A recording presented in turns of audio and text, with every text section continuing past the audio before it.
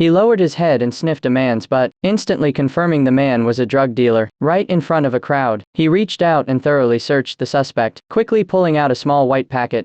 Soon, the incident caught the attention of the police chief. At a press conference, the chief praised him profusely, watching Marvin steal the spotlight in front of the press. The sergeant who used to bully him was very annoyed. Meanwhile, a pair of eyes in the shadows were secretly watching Marvin. That night, a mysterious old man stopped him and shot him with a tranquilizer dart. When Marvin woke up, he found himself in an animal sanctuary. The old man told him he was the one who had saved Marvin's life by transplanting animal organs into his body to keep him alive, and even granted him powers far beyond an ordinary person. But the surgery came with severe side effects. Animal instincts would gradually take over his humanity. Once he lost control, it could lead to disaster. Staying in the lab was the safest option. However, Marvin had just been promoted and was dreaming of romance. No way was he going to listen. He insisted on leaving. The next day, the sergeant called him in for a scolding. Marvin couldn't take his eyes off the drumstick in the sergeant's hand. After the sergeant left, he couldn't stop himself from rummaging through the trash and gnawing on scraps like an animal. Unfortunately,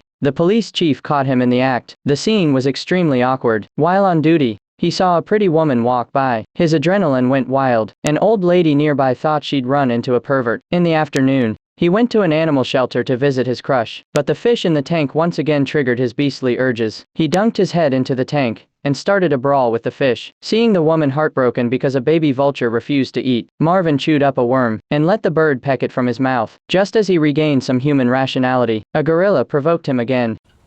No. You are a good boy.